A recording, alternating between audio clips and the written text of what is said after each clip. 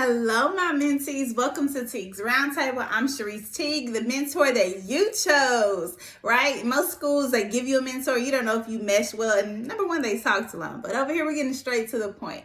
So our point today is all about bell work and the importance of bell work. So let's hop right on into our lesson. So bell work. Number one, kids learn through spiral. Kids learn through spiral, and bell work is the best place to spiral. You do bell work consistently, daily, and you're always spiraling and showing old things that they need to remember and carry with them throughout the school year. Sometimes you don't have time to do a direct teach or, hey guys, don't forget this. But if you constantly spiral in old teaks, old content, it helps you to keep those things fresh on their mind. Have you ever given a test and you know you did really, really great on teaching a certain skill or strategy, but you taught that skill or strategy 5 weeks ago? The kids don't even remember the content of the lesson, the lab, or anything that went along with it. But if you're spiraling and you're constantly keeping it in the front of their brain and you're constantly making them refer back to the old anchor charts or the journal or their notes on that old content within those 5 to 10 minutes of bell work, they're going to remember it. This is one reason why bell work is so important.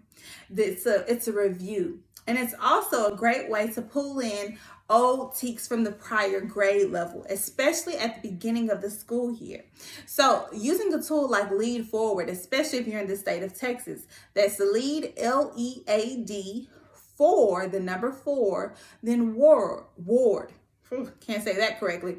W-A-R-D dot, I believe it's org or com. But Lead Forward, this is a great resource because they line up your teaks or your contents and they show you how does this one teak look in 2nd grade, 3rd grade, 4th grade, 5th grade, and so on. If you notice your kids are really struggling and you're a 3rd grade teacher, spiral in some of those 2nd grade teaks in your bell work. This is a great way to spiral. You're not wasting a lot of class time, and they should remember these things, especially if they have the 3rd grade notes. The 3rd grade notes are going to make the 2nd grade lesson a breeze. Trust and believe. Moving on. Low academic achieving students. All students are great at something. Academics just may not be the thing that they're the best at. So bell work is that area where they can actually feel like a success. They can come into class and feel like, oh, I can win and conquer the day. Remember that you have to make bell work that even your low students can be successful on, as well as your medium and your high. Your high kids, they're going to be great at anything you put in front of them. They usually like a challenge, so they're going to take this on. And for you, you may be sitting back like, they finish it so fast.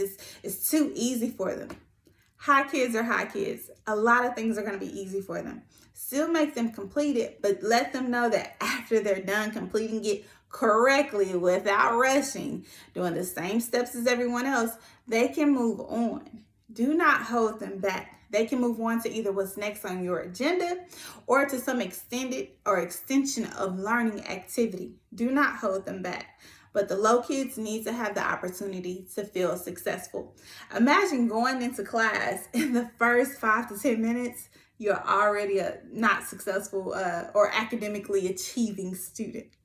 That will be a real big defeat on my social, emotional, or perception on the day. So make sure that you're considering the emotional effects that your bell work is having on your student. How do you know when students are growing? As teachers, this is part of your burnout prevention plan.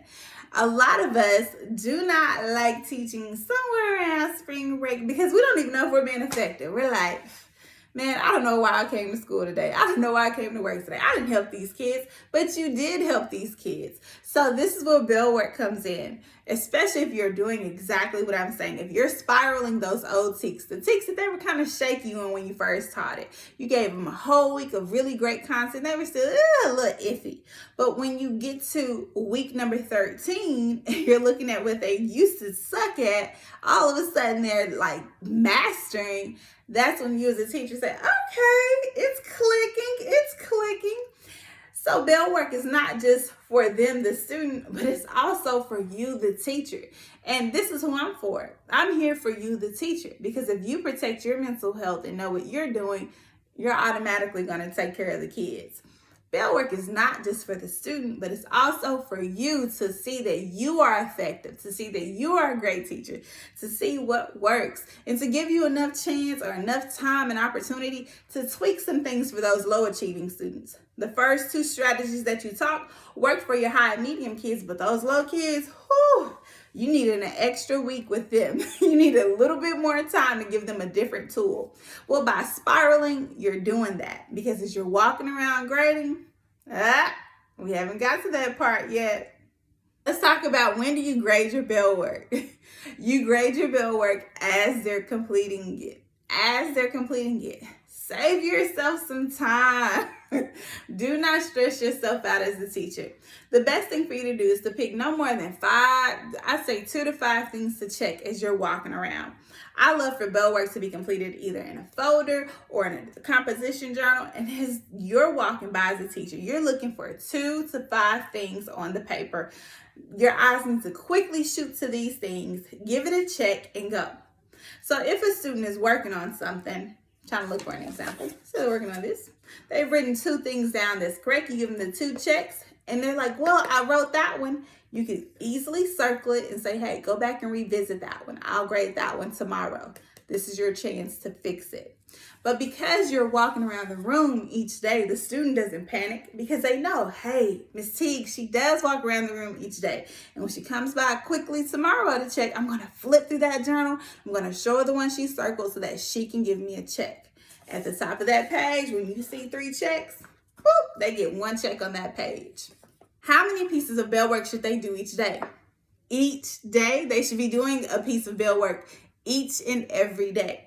Well, why do I say this? Because it helps you as a teacher with your grade book. If you have 5 checks that you're looking for, when it's time to add up the grades really quickly on that Friday, it'll be a breeze. Make sure your easiest bell work is on Friday. That way, when you're walking by the check, it takes you about 2 seconds. And when you're trying to add up all the checks from the week, it takes you about 2 seconds. 20, 40, 60, 80, 100. You grade as they work. Why do you grade bell work? A lot of people love to skip grading bell work, but it's so important that you grade it, because whatever you find important, the students are going to find important. If students notice that you're not checking bell work, guess what's not going to get done? Bell work. You must check the bell work. This is an easy grade for a lot of kids, especially your low kids who often struggle in the grades and academic department. This is the one area where they will soar. They need you to check that bell work. If you stop checking bell work, they're going to stop doing bell work. This is also a proximity situation. Proximity is when you are walking really closely next to a group of kids. There is power in proximity. If you're grading a friend's paper that's really close to them and you're walking near them, this is a little bit of tension, creates tension, and it makes them want to get on track. This is one reason why we walk around the room and we grade the bell work while they're sitting completing it. When you're grading your bell work, always highlight 1 to 2 students who did really, really great, and be very specific. By highlighting and being very specific on what you liked, guess what you're going to see in tomorrow's bell work? The exact same thing. Speaking of tomorrow's bell work, make sure that your bell work for the week is pretty consistent. Try not to hop around too much. So we're talking about place value in this week's bell work. Make sure it talks about place value in this week's bell work. At least the first 2 questions. Don't go from place value to shapes to a solid liquid gas. No, they need to master something. Now, it's okay if you have 3 questions, one about bell work, one about place value, one about solid liquid gas, and one about shapes. And you keep those same 3 questions throughout the entire week. That's perfect. But make sure something about it stays consistent so that they can reach what? Mastery. Because that's what we're here for, mastery. So a cheap way that you can do it is you can have some vocabulary posted on the board, like so. And your task could be, make sure you write a scenario or examples describing how each of these are found in nature. Okay, solid, liquid, gas. The next day, you can have the picture next to the vocabulary word.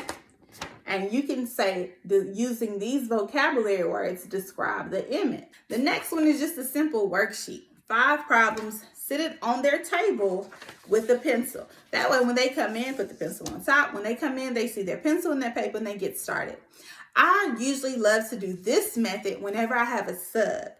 I also find that this method is a great solution for lower kids. Other piece of bell work that I like is whenever you put a prompt up.